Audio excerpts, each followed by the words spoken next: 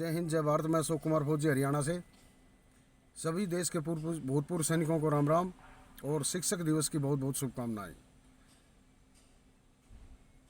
आज हम जो भी हैं हमारे गुरुओं की वजह से ही हैं, जो उन्हें हमें ज्ञान दिया, जो ज्ञान का प्रकाश हमारे जीवन में दिया। आज हम जो भी कुछ हैं उनकी वजह से ही हैं। पहले गुरु माता पिता, दूसरे हमारे विद्यालय में और तीसरे भारतीय सेना के अंदर हमें मिले।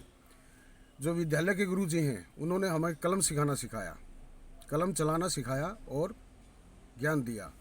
और जो भारतीय सेना के गुरु हैं उन्होंने हमें देश की सीमाओं की रक्षा करनी है, कैसे करनी है, वो बंदूकें चलानी सिखाई। दोनों ही गुरु हैं, एक सीमाओं की रक्षा करने सिखाता है और दूसरा ज्ञान।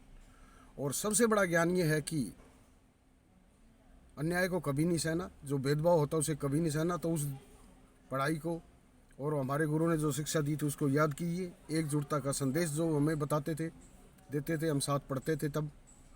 तो उसी आज ही हम शिक्षक दिवस के दिन भी कुछ सीख हासिल करें उनसे, उस चीज़ को याद करें, उनकी शपथ को जो दिलाते थे कि एक जुट रहें और जो हमारे साथ जो भेदभाव हम उसको दूर करें। और आइए अब चलते हैं जंतर मंतर पे। जो हमारे कुछ बुजुर्ग साथी आए हुए हैं उनसे कुछ बातचीत सुनते हैं उनकी, और उस पर अमल भी करेंगे। उम्मीद करता हूँ पहले भी आप लोगों ने साथ दिया, आगे भी देंगे। जय हिंद, जय भारत। स्वस्थ रहिए, मस्त रहिए, सतर्क रहिए, सावधान रहिए और अफवाहों से दूर रहिए। नमस्कार।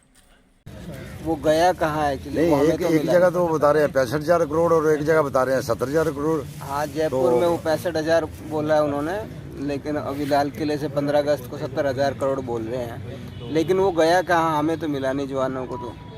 तो हमारी यही मांग है कि उसकी जांच की जाए, वो गया कहाँ है एक्चुअली पैसा। मतलब आप ये कह रहे हैं कि प्रधानमंत्री जो है वो झूठ मार रहा। अब ये तो मैं नहीं कह सकता, लेकिन सरकार की जरूरत से गया बता रहे हैं, तो लेकिन गया कहाँ ये तो पता होना चाहिए। ठीक है, और कुछ आप जनता को कहना चाहेंगे सर? बस जी यही है कि जंतर मंतर पे जो धरना चल रहा है उसको सपोर्ट करें, ज़्यादा से ज़्यादा संख्या में पहुँचे, यहाँ पे आते रहें और अपने साथियों का मनोबल बढ़ाते रहें। ठीक है, राम राम साहब, बहुत बहुत धन्यवाद आपका। राम राम साहब, आप कहाँ से हैं और आपकी क्या डिमांड है वो बताइए। सर, मैं एयरफोर्स से रिटायर्ड सार्जेंट हूँ और हम बिहार छपरा के भगवानपुर से आए हैं और 20 फरवरी से ही हम यहाँ आ रहे हैं। हमारा डिमांड है कि 3rd पे कमीशन से ही JCOR का पेंशन कम करते हुए प्रो राटा के अनुसार हमारा कम कर दिया गया। और यहाँ तक कि हमारा पोजीशन, जो हमारा रैंक पोजीशन था, जो हम गजटेड ऑफिसर के बराबर हुआ करते थे, उसको भी घटा दिया गया। और सबसे बड़ी बात है, इस महंगाई के युग में जब सरकार ने हमें OROP देना शुरू किया तो उसका अर्थ जो आगे वाले जिनका रिटायरमेंट जिस रैंक से जितने लेंथ से आएंगे, पीछे वालों का भी उतना ही पैसा मिलेगा।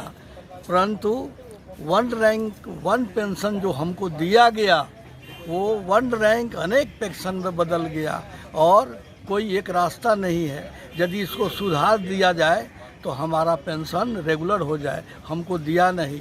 हमारे प्राइम मिनिस्टर 2 बार उन्होंने कहा कि हम 1 रैंक 1 पेंशन, 15 में उन्होंने कहा कि 65,000 दिए, अभी उन्होंने कहा कि 70,000 दिए, 70,000 करोड़ दिए, परंतु JCOR के पल्ले में कुछ भी नहीं आया। 200-400 ही आकर रह गया। तो पता नहीं इतने 1000 करोड़ रुपया वो किसको चला गया। इसलिए हम अपना हक मांग रहे हैं कि हमारा 1 रैंक 1 पेंशन सरकार इसको डिजर्व करे, कि हमें डिजर्व करे, कि हमें मिलना चाहिए था।